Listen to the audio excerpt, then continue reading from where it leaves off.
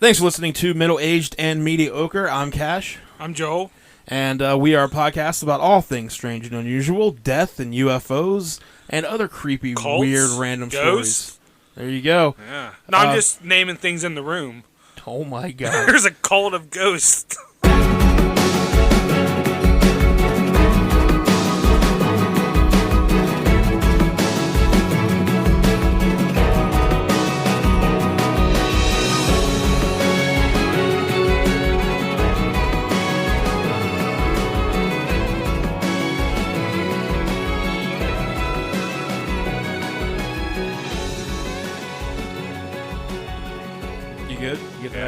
Yeah. We're middle-aged and mediocre. Oh, that's not the start of it. Yeah, I think it is. I think that's the start of it. I think that's how That we're was gonna just go me. into this That was just episode. me getting up for it. I mean, we listened to New Edition for a while, and you're just still in the, Yeah. you're back in those days. That Heartbreak Hotel album. Yeah, Hotel Heartbreak or something like that. You are listening to Middle-Aged and Mediocre. Thank you again. Real quick before we get into anything. That was the start? Yeah, we're starting, man. All right. We're going. Man. Because we have the intro. I already had the played. music in me. Yeah. I had to You get just out. gotta let it out. I told you, man. You need to start dancing. Just be free We with talked about that, it. yeah. Yeah, I told you. Just dance wherever you feel like dancing. Just dance. Except for here in my room right now I won't. because All right. we're trying to record a podcast. Okay. And I'd appreciate it if you were professional. As soon as we're done, I'm dancing. As soon as we're done, as soon as I stop recording, bust a move. I'm dancing with my eyes. They're blinking around. You do look like you're on something. Well.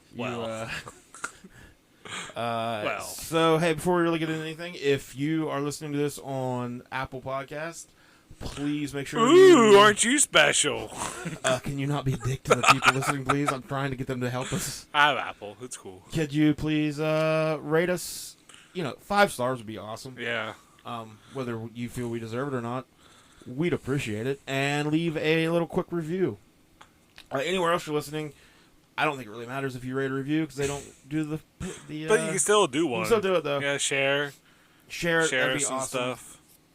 We're almost up to 1,200 listens total. Yeah, total. Yeah, so we're Yeah. had a lot of new traffic lately. So any new listeners we have, thank you guys for listening. I hope you keep listening. Yeah. You can go back through. This will be our 27th episode, so there's a little bit of a library for you to start digging. There's 26 other ones. 26 other ones. Wow. And as we've talked about before, this will probably be the last time I mention it. If you do go back and start listening to some of the older ones, the episode numbers will be confusing to you, and that's because I have a broken brain and I couldn't keep the numbers wrong. So we're here now. Yeah. This is what we're doing. So now we're at episode 27. We just like to keep you on your toes. Yeah. But this is a podcast about all sorts of things. True crime, paranormal things, UFOs, cults. Strange, weird. The strange mysterious, and unusual. yeah. And the mysterious. Unsolved mysteries.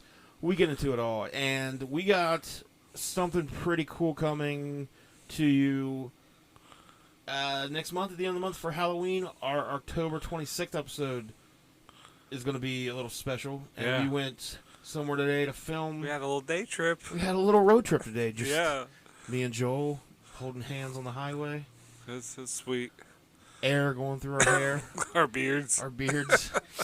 We went Yeah. to Point Pleasant. We went to Point Pleasant, filmed some stuff. So for our Film some stuff. it's exactly what it sounds like. yeah, I mean, I already told you we were, driving, holding hands. Yeah, we filmed some stuff. But we will have a pretty cool episode coming to you October 26th with an accompanying little video. So be on the lookout for that. We are also, as we've talked about before, working on a little project for YouTube that We're busy. we're slowly but surely Yeah.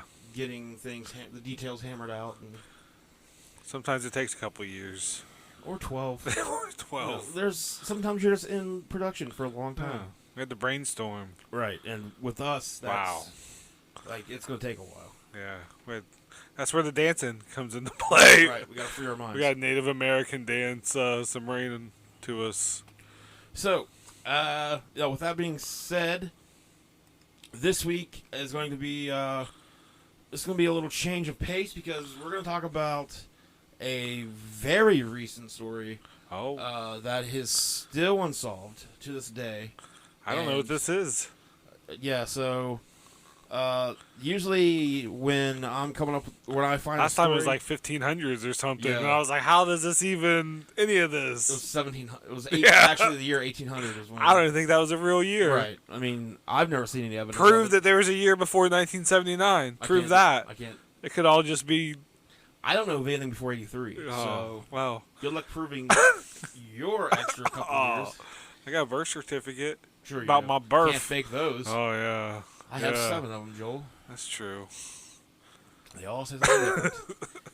But yeah, usually when I'm picking out a story to do, I try to keep it like pretty old. But this one was really interesting to me. It caught my eye. The older the story, the sweeter the juice. I think that's not how that's said. I said it. You did say it, so it's a thing now. I guess it's out there. So the older the story, Put it on a shirt. sweeter the juice. Yep. But this is a young story. So this one is going to take place. It starts in 2016, and it takes place in Canadian Texas. Wait. Canadian Texas. Right. All right. There's a town in Texas called Canadian, Canadian. which is super. Like I've always said weird. that as a joke, like just Canadian, and Yeah. I So mean that's it's not like the Canadian Texas. Like it's not like. Or I guess I Texas- used to say Canada. Canada. So 'Cause- I'm not saying like Texas has like a little Canada that lives above it. Yeah. And this is it. No, there's a town in Texas called Okay. Canadian. Canadian. It's a small town. As of 2016, it had a little under 3,000 people. All right. So not a very big town. It's in the Texas Panhandle. A lot of oil and gas money around there. Pretty big political town and cattle town. So pretty typical Texas town. Yep. And we are going to Joe Rogan does the podcast there now. He now is in Austin, Texas. Oh, yeah. okay. It's Canadian. I don't know how far that is from Canadian. I feel like I was thinking about that though, and I think there's a American. Like I think there's a town called American, like Pennsylvania maybe. Yeah. I might be wrong. I might be making that up, but I do think there's a town called American somewhere. So it's like not like a weird. To have Canadian. I guess now. it's not that weird, but I tried to do like I did a little bit of research on the town of Canadian, and I don't know how accurate. I'm not good at like knowing if something should be. Anyways, there was so apparently like there's a trail that runs through. There's like a river that runs through it, and the trails that run alongside that river were apparently used in like 1700 before BC, or like 1800 BC or something, 1600 BC. So, but I don't know how you would really know that. Like, I don't. Yeah, they wrote it on But, like, what- cave walls. But they were like the way they worded it. It sounded too modern to have happened that long ago. Like the way they were worrying about what was being anyways. So I can't find a lot about the town of Canadian, but 3,000 people though. like 3,000 people, and we're going to talk about the story of 18-year-old Thomas Brown. 2016, you said. 2016. All right, Thomas Brown. In November. So this was actually like right before. I think it was like the night before Thanksgiving. I think it was right there around Thanksgiving. But 18-year-old Thomas Brown went to Canadian high school in Texas, and he was a football player. By all accounts from his mom, his friends, and everybody, really, really well liked. Really good kid. Seemed to have his head on his shoulders and all that. Yeah, just everybody he got along with everyone. He's a good boy. Yeah, he was a good boy. So he lived with his mother, Penny. She's a teacher in Canadian. And he lived with her and his stepfather, Chris. His brother, Tucker, was home for Thanksgiving. So, yeah, this is like right there at Thanksgiving. Yeah, Thanksgiving break. So it was actually Wednesday, November 23rd. It was a pretty normal night. At around 6 p.m., he told his mom, Penny, that he was going to go hang out with his friends, Caleb King and Christian Webb. And he had recently broken up with his girlfriend. But they were still friends. Oh, all right. And he asked for his mom's debit card so he could put gas in his vehicle. Oh, Mom. She gave it to him, and he left for the night. So she says that, speaking of Dateline, she says that usually they would all the kids Tom and his friends would meet each other at one of the schools. They all park their cars there, get into one person's car, and then they just go drive around. Yeah. You know, what you do when you're that age. That small town like that. Yeah. What else is there to do? So, according to the Case File podcast, here is the timeline of events that night. Okay. So, around 6 p.m., Thomas met Caleb and Christian at the Canadian Middle School parking lot. Thomas and Caleb left their cars in the parking lot and got into Christian's car, and she drove them around that night. They ended up going to... Was that the ex-girlfriend by chance? No. Okay. The ex-girlfriend's name is Sage.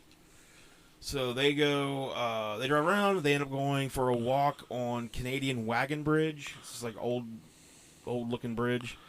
Around 11 p.m., they decide to call it a night.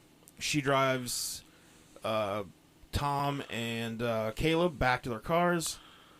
In the parking lot, Tom's in a red Dodge Durango, and he leaves the parking lot at 11:26 p.m. 11:28 p.m., he's seen on CCTV pulling up at Frank's Oil and Gas. The bank records confirm that he put gas in his vehicle at this time. Okay. So at Frank's... Did he get like Slim Jims or anything? So no, just gas. At Frank's Oil and Gas, there are no attendants. There's no convenience store. It's just gas pumps. Oh, okay.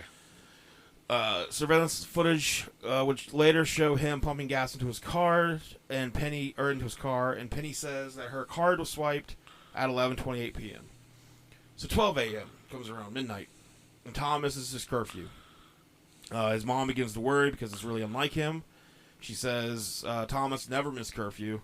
He would even come home well before curfew, and then he and his friends would just play video games. So she starts to try to get a hold of him. She texts him, or she calls him, texts him. That's so scary. Yeah. And as a parent. the text was not read. So around 12:10, she texts Tom again. Once again, it's delivered, but it's not read. 5 minutes later, she texts him again, and this time the message was unable to be delivered. Huh. Meaning that most likely his phone had been turned off. Around this time, Tom's brother, Tucker, leaves their house and begins to drive around. Yep, starts looking for him. I was going to say, that's the next step. 12:13, so during the time she's texting him, around 12:13, his phone emits the final ping on a tower. And this was in the location of Wildcat Stadium in Canadian. So that fits the timeline because she texts him at 12:10, waits 5 minutes, and when she texts him again, which would be 12:15, it can't be delivered. Yeah. So his phone would last ping at 12:13, be shut off then, and that's she can't even get messages to go through. So 2 a.m. rolls around. She calls the homes of Caleb and Christian to see if he maybe went over there for some reason, and his phone's just not working. He's not at either place. She said that at this time she hadn't called 911 yet, and since her husband is a volunteer fireman, she got a hold of him, and he just gives her the direct number to the sheriff's office. So skip 911, just call the sheriff's office. It takes somewhere around 45 minutes to an hour for somebody to show up. Jeez. So at 3:30 a.m., Pine Gregory, Pyne Gregory. Pine. He's a Hemphill County Sheriff's deputy. I love all these names and places. So he arrives at Penny's home, the home of Penny and Thomas. Pine and Penny. Yeah. At her home. So Tucker, the brother. Yep. He gets in the car with the sheriff's deputy, and they start searching for him. So, according to sources and Tucker and everybody, while they're driving around, Tucker notices that a dirt road that is normally blocked off with a closed and locked gate, the gate's wide open. And this is apparently unusual enough that Tucker noticed it. Yeah. So he says, he kind of mentions it, but the deputy keeps driving. And then he, a little bit later, says, he asks, hey, can we go back to that area? Yeah. Check that out. Remember that gate that was open? Right. The deputy refuses. saying that he was getting off of shift soon and he wasn't going to do that. Oh. Yeah, so He's probably tired. around 6 a.m. they get back. They haven't found Thomas. They haven't found his car. They haven't found anything. So 8:40 a.m. that morning, Christian Webb, the girl that was driving them around that night, her and her father have a helicopter. They have their own helicopter. Wow. So The Webbs are doing pretty good for themselves. right. So they go up in the family helicopter. But I don't know if like Canadian currency is like different than American, like, so maybe how much you is probably get a how much is a helicopter there for Canadian helicopter? $200 It's probably like a couple geese with like a chair tied to them or something. with a stack of pennies tied around their neck. All right, so they're in their own helicopter, So they're up there, just flexing on fools. right? And they're looking. They're going over the town of Canadian, looking to see if they can find anything. Yeah. So around 8:40 a.m., they see Tom's vehicle, the red Durango, and it was about 4 miles from Tom's home. It's found near where sewage ponds are, and that's not. Penny says that's not really anywhere that he would have been. Yeah, She the didn't kids know go why he drive would have around. Yeah, You kind of drive around to be seen and see other people, and right. as a Not a kid. just some random. Yeah. So unless you're gonna, and then you probably wouldn't go there by yourself. Yeah. Like, so. Yeah, I guess if you're going to a spot like that, hopefully there's someone else with Mm-hmm. you. Oh, wink. Because sewage ponds are Yeah. just romantic. Ugh. Let's see how long you can hold your breath. Missing from the car are Thomas's phone, laptop, backpack, and keys. But all of Thomas. and Thomas, all of the chargers for that kind of stuff, like the phone, whatever. Yeah. That's all still there though. Huh. So it's not like he's leaving. He didn't leave. Yeah. So there's no sign of Tom. Bloodhounds would later track his scent to the Canadian River, about a mile east of where the vehicle was found. And then they stopped when they got to that area of the river. They lost the scent. So it's later revealed that around 1:30 or between 1:30 a.m. and 6 a.m., Tom, at least a truck matching the description of Tom's vehicle, it's pretty sure it's Tom's vehicle, is spotted on CCTV numerous locations around Canadian. So it's all over the Durangos are place. pretty distinct. And like a Yeah. red Durango, I would imagine.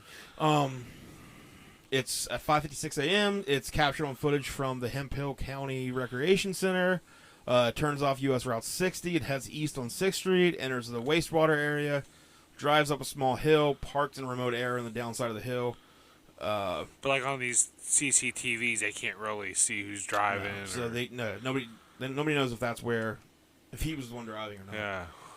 But that's where, around the Oasis Cove apartments complex, is where the car is found.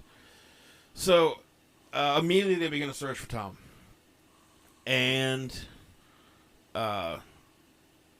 it's abandoned on a dirt road that leads to a water treatment facility. Window was down, doors were unlocked.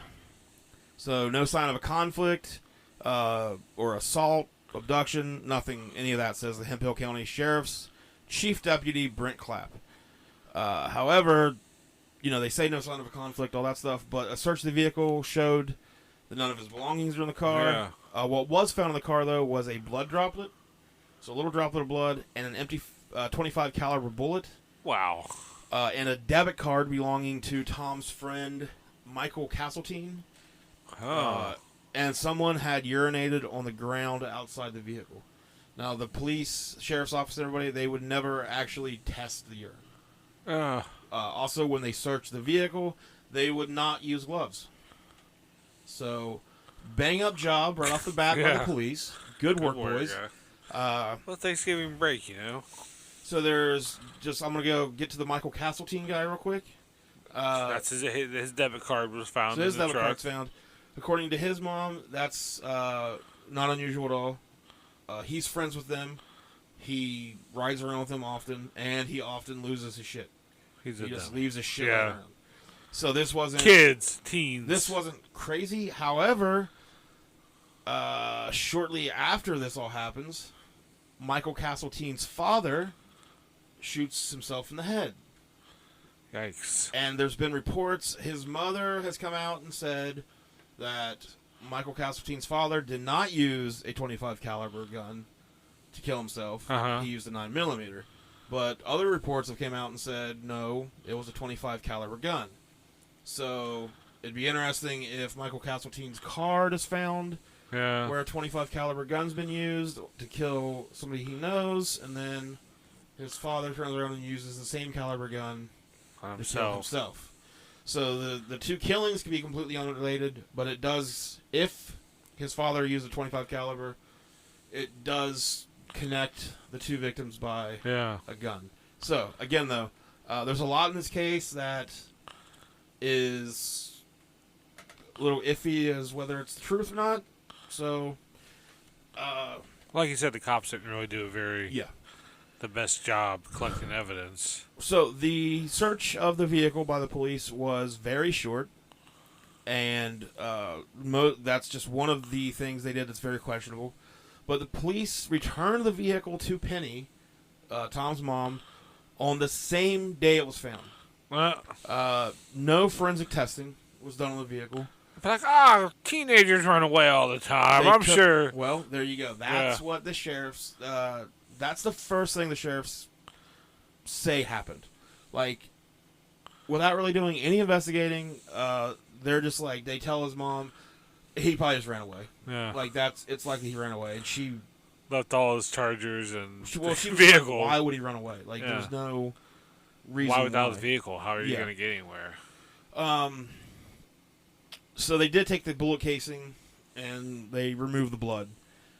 So they drained the water treatment plant where the vehicle was found. No body, though. They surveyed the 63-acre Lake Marvin that's nearby with sonar. And then they searched the Canadian River. Every search came up empty. The Lake Marvin search, they basically just wouldn't do anything other than sonar. Like, they wouldn't drag it. Yeah. They just kept saying sonar's good enough. I'll get it. Weirdly, randomly, and before they had actually found Tom's cell phone, the sheriff, his name's Nathan Lewis, he just up and asks Penny for Tom's phone passcode. So, he's asking that, and she's like, "Oh, have you found the phone?" Well, no. Yeah. How long is this? Does it say, like, how long after they found the car that she's... So, I mean, it's like, within a week or so. Yeah. They're asking that. So, I thought about... Because at first, when I first heard this, like, the context I immediately go to is that, the sheriff's department's involved in this somehow. Yeah. They have his phone. They want to make sure there's nothing on it that's incriminating. Before they... Or just this one person in there wants to make sure there's nothing. Before anything's public. But then I started thinking, too, you could go the way of thinking that in their minds... Because apparently what he asked her is, does anyone know Tom's phone passcode? Like any of his friends or whatever. So the thinking would be, if a friend knows it, they would have been able to access it to turn it off. So, that's what I think maybe they want to know. Like, but then they end up finding the phone. So they do eventually find it. But this is before they find it. He's wanting the passcode, which is weird. That's kind of weird. They end up creating a online Facebook community called Moms for Tom with the number 4. That's still around if you want to go check that out. Moms for Tom. The page was created to raise awareness of Tom's case and to spread the word throughout social media. So check that out. So 2 months after he disappears, an electrical worker in North Plains spots a wet and soggy backpack on Lake Marvin Road. And it was on the other side of a barbed wire fence along the road that leads to Lake Marvin. The backpack was found nearly 4 miles from the spot search dogs lost trace. Oh. So that's probably what the scent they got is from that backpack. According to a person named Tucker Brown, which I'm not sure who that is. That's the brother. Sorry, yeah, you're gonna say that's the brother. My brain froze there for a second. So he says, Mother Tucker. He says, talking about the backpack, had to have been placed there after the fact because they searched that area. They searched it up and down that day and for days Looking after. for a backpack Looking or for anything, yeah. And they never found But anything. I mean, knowing the backpack was missing, Yeah, I'm sure so that then was like 2 months later they find this. yeah. So Lewis, that's the sheriff. He says that it had there's an indentation in the ground where the backpack was sitting. So it wasn't just put there. It had been there since it had made an impression on the He's a ground. backpack scientist. It was wet inside and out. Pages were almost molded at that point, said Lewis. But his cell phone wasn't in there. However, his school-issued laptop was still inside but hadn't been used. And because of the bag's condition, it didn't provide any clues. One set of indistinguishable footprints led to the backpack. So Penny is not made aware of this discovery of the backpack until 5 days after it's found. Damn. Yeah. So at this point, Tom's family enlists the services of private investigator Philip Klein 2 months. from Klein Investigations. He's Like, worked they gotta on, know that they're just looking. I mean, I don't. I mean, You can't expect good things after 2 months. but with the way right off the bat, like, they're not searching the vehicle. Yeah. Like, right off the bat, they're just not doing very good. Doesn't seem like a big priority or whatever. Yeah. So, Waiting 5 days to tell the mom. now Philip Klein from Klein Investigations is involved in another very high-profile missing persons case, which is of a little boy named Dior Coons. And I don't know if we'll ever cover that one or not, but like it's pretty crazy. Family probably did it, but no one knows for sure. Yeah. It's yeah. So Klein Investigations works on that one too. So in October 2017, Klein conducts a search around Lake Marvin Road, where near the That's spot. like October 17. I mean, that's 11 months later. Almost. Yeah, almost a year later. So he looks around. Klein Investigation starts looking around where Tom's backpack was found, and on October 14th, 2017, they find a gun holster around that area. During the search, there was also a cell phone that was found. The lady who found it took a photo of it and later told Penny that the phone she found was rose gold, which Thomas's phone was just plain gold. And the sheriff's department has never actually shown Penny this phone. It is to this day still at the crime lab, apparently. I mean, the rose, well, that was blood on there. And according to the sheriff, this is Tom's phone. But according to the lady that found it, It didn't look which like being out there like that. Would that change the color? I don't know if you should. I don't know what exactly rose gold and Yeah. gold. I don't know if I would know the exact difference. So you just gotta assume this lady. Basically, this whole case is you're either gonna think the police have something to do with this, Yeah. or you're not, and it's really easy to lean into the way of the police have something to do with this. So like I'm trying to think of ways that explain their side of it, Yeah. just for sake of Yeah. argument. So But being out 2 months in the sun and stuff, I mean, I guess that could change. could also definitely Yeah. change it. So Penny doesn't believe that it's Tom's phone. And she's thinking that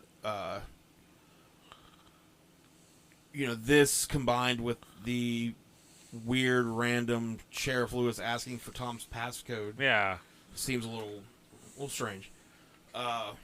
So after months of conflict between the sheriff's office and Tom's family, January 26, 2018, they finally convince, or he just decides, I don't know which way it went, but Sheriff Nathan Lewis puts in a formal request to the Texas Attorney General's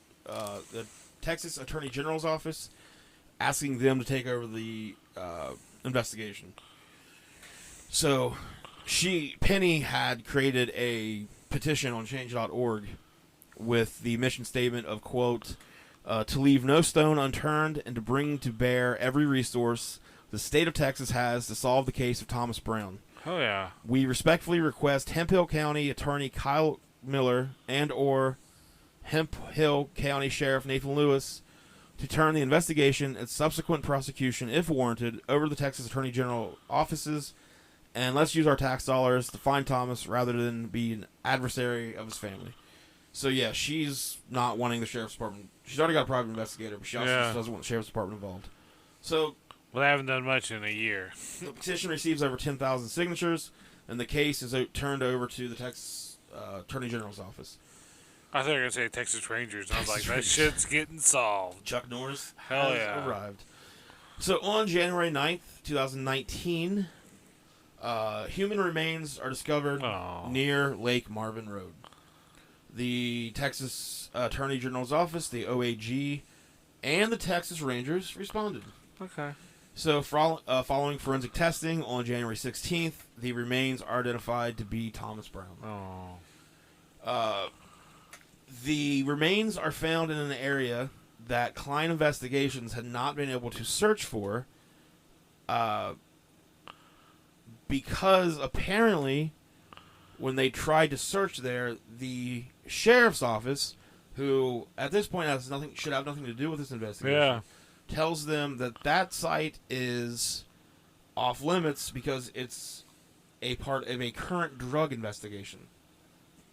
Even though Klein cannot find any thing to back this up. Yeah, paperwork. And it seems very suspicious that the place they find the body, they didn't want them. They keep them out of there. We definitely don't have any bodies here, okay? Just drugs. Move along. To make things even more suspicious, the person who actually found the remains... That's what I was going to ask. Who found the remains? Were the Hemphill County Sheriff's Office Deputy Pine Gregory.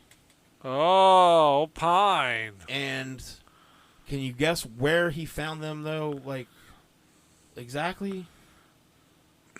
In one of the sewer... remember the road that... Oh, yeah, where the gate was... open? So that's where they find the remains. And where he didn't want to go that night because he's almost off. So, and he finds these on shift. He finds the remains. Yeah. On shift at 2 a.m.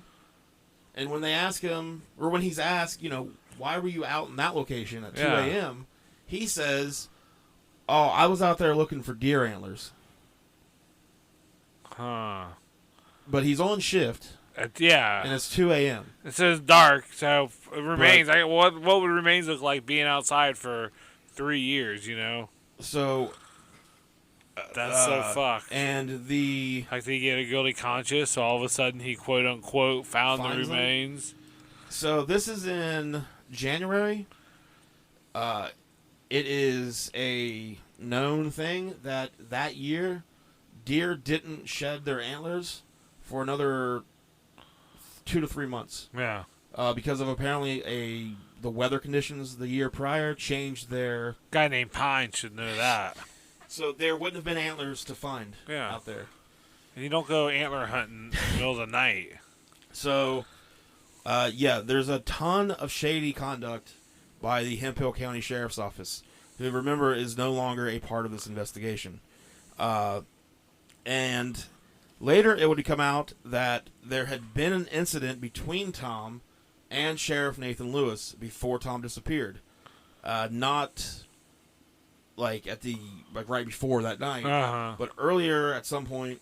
They have a history. They have a history. So, according to the Unfound podcast, Canadian residents have come forward since Tom's disappearance to tell Penny that they believe Nathan Lewis, the sheriff, had been harassing Tom. And then the former Hemphill sheriff, James Pearson, had been in touch with Penny to back up those claims from people around there. And he actually posted publicly about them. And he says that this is posted by him to the citizens of Canadian Texas in Hemphill County. By now, you are all certainly aware of a citizen's complaint against Nathan Lewis and of my means of handling the situation. The facts from my professional perspective are the following. I received a complaint from a citizen who was concerned because Nathan Lewis had stopped her son and 2 other young men in downtown Canadian. This person knew that Mr. Lewis was out of his jurisdiction and wanted to know if I had been notified. I obviously had not been notified and knew nothing of this incident. Furthermore, the parent was concerned over the alleged mistreatment of her son by Mr. Lewis. The mistreatment alleged would be best described by me as rude and unprofessional, based on what I was told.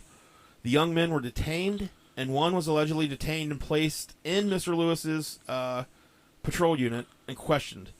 Nothing nefarious was discovered, and a courtesy call, quote unquote, was placed to one of the parents. So he goes on to say a lot of other stuff. Yeah. But basically the sheriff is not even in his jurisdiction. Pulls them over. Pulls these kids over. Is a total asshole to them. Uh-huh. He never reports that he did this. Like, that's something you would want to go to tell your superior, hey, by the way, earlier today I wasn't in our jurisdiction. And I figure they should make reports of all their stops. Have accountability. So going back to things that are a little suspicious here, like, it takes them an hour to show up in the first place. Yeah. After she calls. This is, which, at the time, 18-year-old kids not home. But still an curfew. Hour. It's not that big of a town Yeah. if it's 3,000 people. I mean, it doesn't. And And they drove by the gate that was there's open. the fact that the gate's unlocked, the road's, not blocked like it usually is, and he doesn't want to go down there. They bring the car back. Immediately, they don't test it. Not wearing gloves or anything. With hardly any investigation whatsoever, the sheriff had called Penny's husband, Chris, Tom's stepfather, and just told Chris that he's pretty sure Tom just killed himself. And he asks Chris not to tell Penny because he doesn't want to alarm her. But Chris goes and he's like, hey, this is what the sheriff just called. Yeah. But, this is before they find the body. So this is like right as the investigation started. And they've hardly done anything. He calls Chris and says, hey, pretty sure Tom killed himself. Yeah, this young Even kid. though they don't have a body yet. Yeah, with his whole life ahead of him. Yeah. Totally killed himself. And they find a bullet, I got one of them cop feelings. they Six find a senses. bullet casing in the car. So apparently their theory is that he shoots himself in the car, and then he wanders off somewhere and dies. I mean, that's the only explanation. Like, Yeah. So And there's no gun or anything that they find. They find a holster, but 10 days after Tom goes missing, Penny is shown this is all just kind of wrapping up the weird conduct of the police. A little summary of it. So Penny is shown a photo of Tom on the night that he's getting gas. Nathan Lewis, the sheriff, is the one that shows her this. And Philip Klein, the investigator, he says that he's seen this photo as well.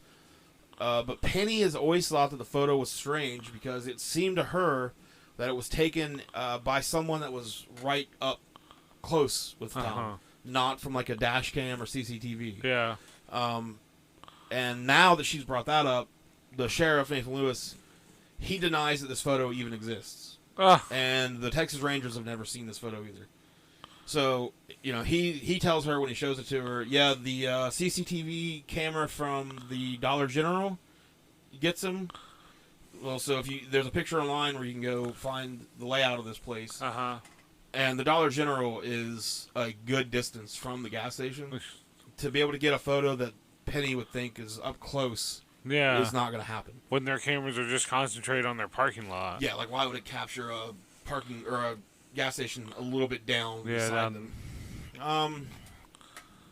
Something fishy and Canadian. So, also according to the Unfound podcast, 2 sheriff's vehicles are seen on CCTV in the area where Tom disappeared, right about the last time he was seen. None of the officers have actually admitted to being in this area that night, but the sheriff's vehicles are shown on CCTV at least 8 times between 11:42 that night and 6:23 a.m. that morning. So they're out, and it still takes an hour for them to Yeah, get. so they're out and around town. For some reason, it takes, And then again, we've talked about Michael Castletine and his father committing suicide. So I don't know if the gun's confirmed. Without confirmation what the gun is, that's speculation.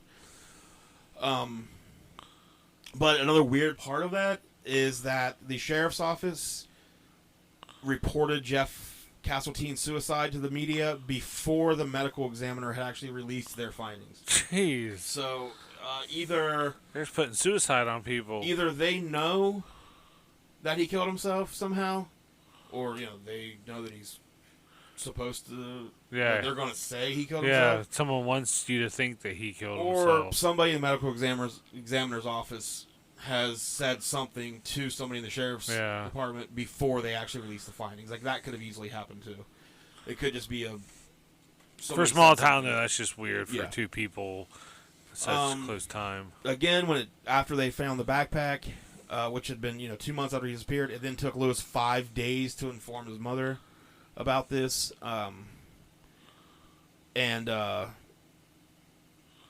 At the same time this is all around the same time they find the backpack. It's around the same time that he had called Tom's stepfather to tell him that he thinks Tom killed himself. Yeah.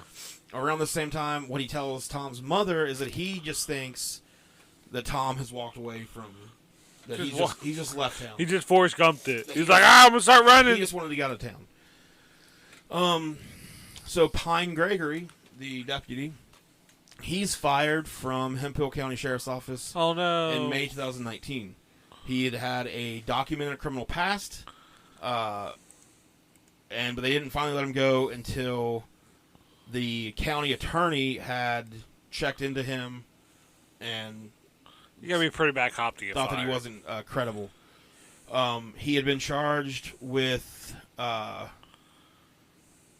deadly conduct. He was actually... let me see what else here had happened. She says that, so this happened on the night of August 15th, 2003. He says that him and his wife saw somebody trying to get into their vehicle. He saw a vehicle driven by the victim that he's charged deadly conduct for drive by his house on one occasion that night. And then that person had pulled into his driveway.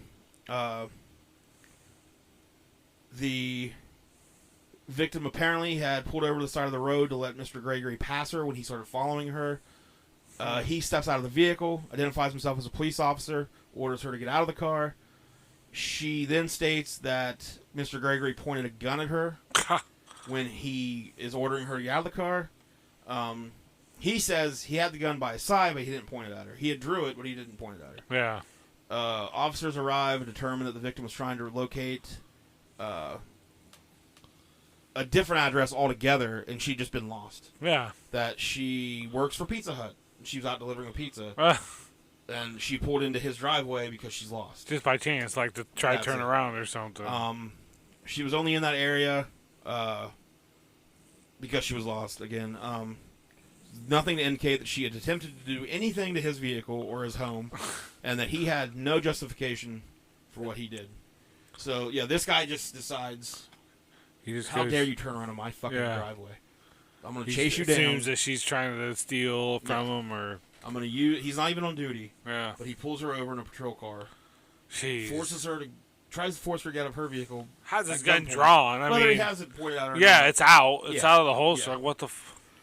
So, he's gone. He's fired. Good. It kind of shows he has a bit of a temper. So, allegedly, that's going to be... We need to say...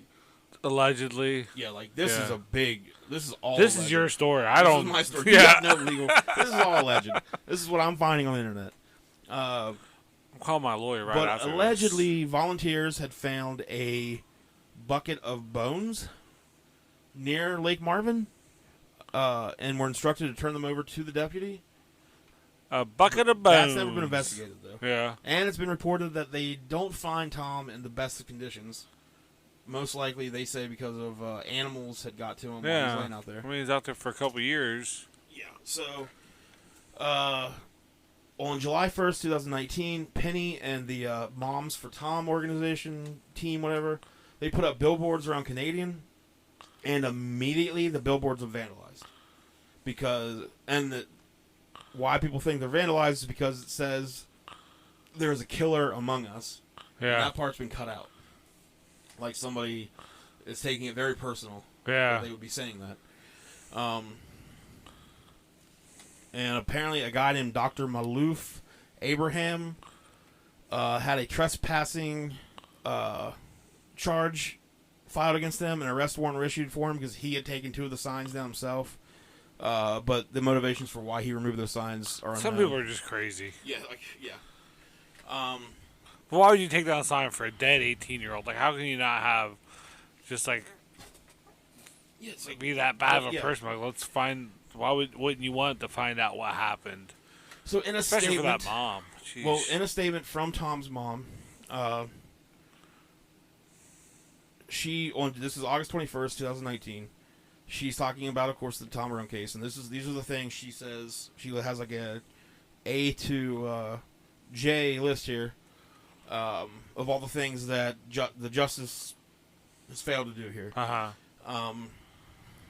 So she says, please look back to June 2015 when Nathan Lewis was not with Hemphill County Sheriff's Office but stopped Tom and his friends while they were walking and made Tom get in the vehicle with him. Mr. Lewis was unprofessional. He cursed at Tom. He failed to notify the Hemphill County Sheriff's Office that he had done this and was never reprimanded for his actions. Please explain why it took a deputy an hour and 50 minutes to respond. So almost 2 hours to respond. From the time dispatch was called to arriving at Tom's home. There were no other calls indicated that night. So they weren't busy with anything. They weren't busy with anything. Yeah, they were just out driving around. I'm Tom's, sure they were busy with something. Yeah. Allegedly. So Tom's Durango was found at 8:45 a.m. on Thursday. No gloves are worn by officers gathering items from the truck. Urine is outside the truck area, never collected. Vehicles returned to Penny at 5 p.m. that same day. That's insane. So just no investigation on that. Nathan Lewis, the sheriff, he's telling family members of Tom that killed himself. Tom, well, not only that, but now he's saying, he just along left. with that, he's also telling some people, well, no, Tom, the most likely scenario here is that Tom was actually secretly gay, and he ran off with an older man. Oh, okay. Yeah. Then he starts telling, and then sometimes he says, no, it's suicide. Other times he just says he just ran off. Just throwing everything out there. Yeah. Just sounds like it, allegedly. She says again, Tom's a good kid. None of the behavior is normal for him. Yeah. She wants to know why. She wants the deputy Pine Gregory to explain just exactly why he was looking for deer antlers on, county time. Yeah. Why didn't you want to go check out where that gate was? Yeah. Man, I bet the brother is kicking himself for not just getting back to the house, getting his own car. Like, all right, I'm gonna go check out that gate. She wants to know why the sheriff and his deputy deny the volunteers and the private investigators access to searching the area where Tom's remains were found. Where is that photo that she was shown? And if it's a drug area, why is he out there looking for antlers in a drug area at night? They're just bad liars. So, let me see here. So then, she puts on here that both the deputy and the sheriff were being investigated by the Texas Rangers at this time. Oh, shit. So, she wants to know if these stress investigations... levels were high for him, I bet. Yeah. I mean, maybe they didn't want any more complaints to come out. Yeah, maybe they didn't want more complaints to come out. So, in August 2019, the Texas Attorney General's office announces that they're suspending the investigation into the death. They said all of the evidence has been analyzed and no ruling into Tom's death could be made. Wonder what happened that night. I mean, I'm sure they talked to the two friends he was running around with, but just if they had any interaction with the police that night, or... Yeah, there's not a lot of information about that, but, according to, stuff I found, there's nothing, they're just like, no, we just drove around and it was normal. Huh. Tom talked about being gay and leaving for with his older dude. There's, from what I saw one thing that said, allegedly, the sheriffs approached at least one of the kids, the friends, and said that they would need to request that they take a lie detector test. And when the person agreed to, yeah, that's fine, I'll take it, they said, okay, don't worry about it. That was it. That was the test. So they know that I don't know if they just, they already know that they have nothing to do with it. Yeah, because they have something to do with it. Allegedly. Allegedly. I mean, that's one possible scenario, but that's kind of what it sounds like to me. So according to, this is a quote from the Office of the Texas Attorney General, quote, throughout the investigation, evidence has been discovered and obtained by various agencies and thoroughly analyzed. There is no viable evidence that would lead a reasonable person to conclude that foul play led to the death of Thomas Kelly Brown.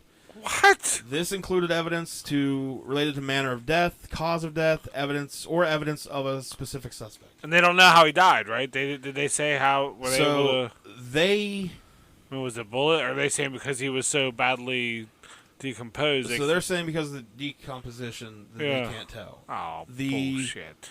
Never. So, according to the Klein investigation, what's his name? Kenneth Klein. Mm-hmm. Ken Klein.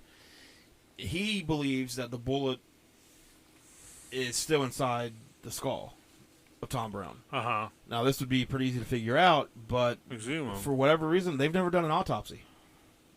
What? No autopsy's ever been performed. Can the mom not request one of those? Can she not get her own? I mean, I'm sure she's fighting for all of that to this day. Yeah. I'm sure that's what. Klein Investigations puts out a press statement. Wow. They say, if you don't do an autopsy, how can you say there's no foul play? how do you know? How do they rule out everything? With him being so far away from the car, if he did kill himself, what weapon did he use? Because no one's gonna find a weapon and not report the body. I wouldn't think.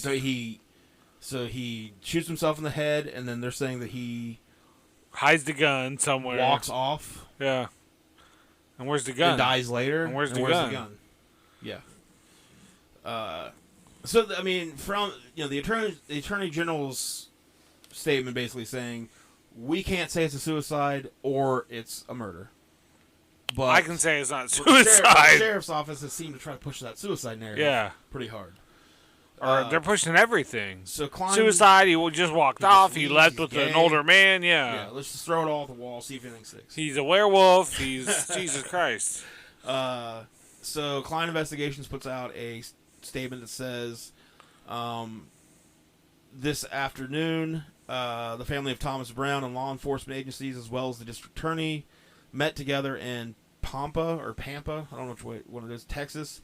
At this meeting, it was announced that the Attorney General's investigators were unable to come to a conclusion regarding the death of Thomas Brown.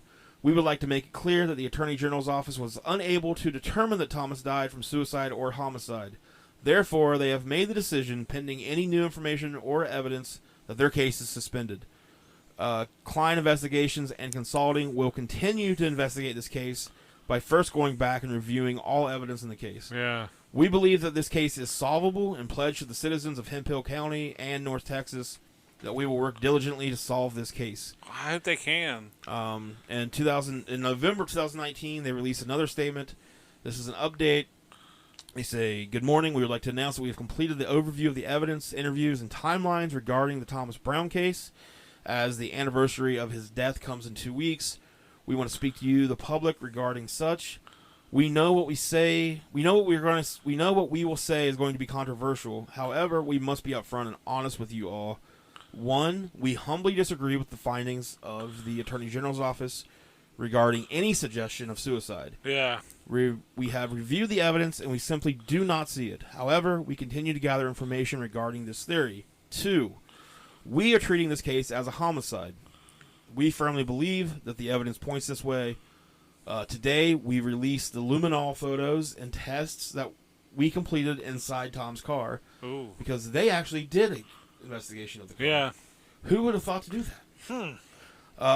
As well, we released to the public today the photos of the cadaver dog on Tom's car upon inspection of such.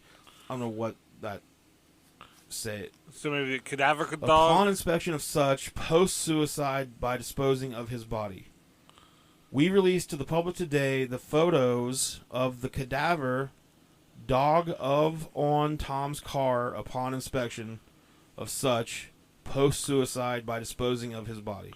I don't know what that's supposed to say. The case is very fluid. We garner tips on a daily basis and work those tips 100%. We're dedicated to Tom's memory. Lastly, we understand that a warrant or warrants have been issued for the arrest of individuals that may have harmed signs regarding Tom's death.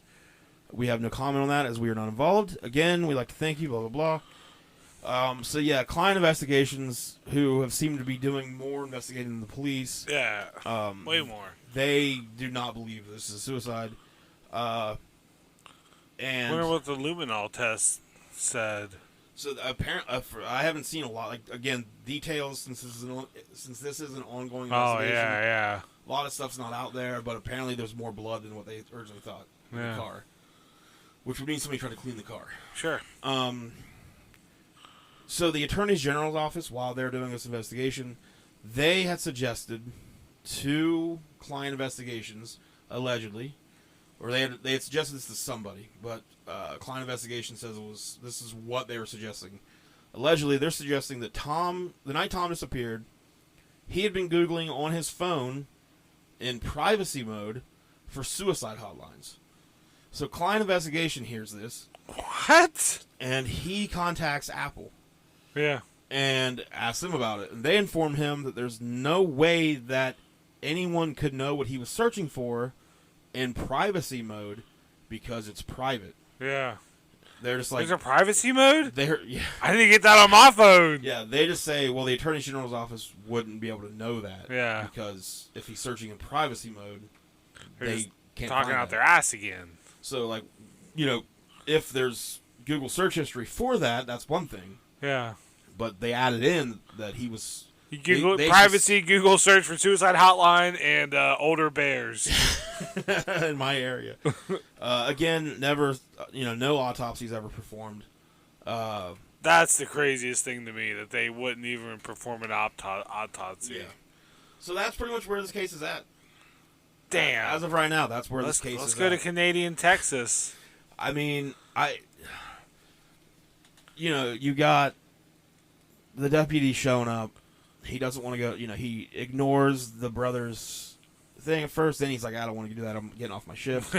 Like, we're searching for a missing person, man. I had to move a dead body tonight. I just want to go home and Maybe you put some relax. overtime in on this Allegedly. He's got, both him and the sheriff have histories of misconduct. So, the phone passcode thing's a little weird. It just seems like a lot of the things that happened, allegedly, if all of those events are true, the way that they've been reported, it does seem very suspicious on the sheriff's office. Yeah, it does. So, like, did somebody pull Tom over that night? Tom maybe gets a little mouthy. I mean, with Something someone's being a dick to happens. him, maybe he's had enough. Gets a little mouthy. Somebody, one of the, this guy's already. I mean, the one guy proves he's just gonna pull his gun out. Right. So the gun's out and anything could happen. 18-year-olds. I'm not trying to paint Tom, as like an angel. But he obviously, whatever happened, he didn't deserve that. But I could see being 18 and just fed up with local fucking police shit. Yeah. It'd just be like, you just go down and hang out with your friends. You got gas. You're trying to get home. Your curfew's at midnight. I'm just trying to get home. Yeah, can I just go home? And just the more that he would do that, some asshole cop, is not going to let that happen because that's how he gets off. He's got to, Or there's never been an autopsy or anything, so maybe Tom and his friends maybe they drank a little bit. Yeah. Maybe they smoked a little pot. You don't know what an 18-year-old kid's actually doing. So maybe the cop, maybe there is something that he has a reason to be pulling Tom over. Yeah. But, then maybe Tom does get... He's dumb. He's stupid. He tried. Right, he's a young kid. Maybe he says something. Or tries pisses to his deputy run, off. or just fight him or whatever. Yeah. So, it's very suspicious that the fucking deputy's the one that stumbles onto the body. Yeah, like the police's randomly. behavior after the fact is what's just... They were behaving like they already knew what happened, and there was no reason for them to put forth the effort. Like, they didn't need to they didn't need to do the investigation because they know. Yeah. So, asking the friends, like, hey, we need you to do a polygraph. They say, okay. And then they go, oh, well, fuck it. Yeah, we got nothing to hide. They're like, yeah. oh, shit, Well, in that case, don't worry about it. Yeah. So, yeah.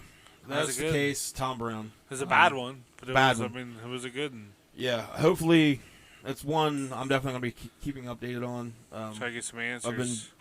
I do a Google search here and there for it, see if there's any new updates. With a lot of unsolved stuff right now that's happened over the past couple years. COVID, that's something you don't really think about, but the COVID thing has really fucked up a lot of investigations. Down, like trials have been put on hold. Court appearances have been put on hold. So, like, a lot of these investigations are kind of at a standstill.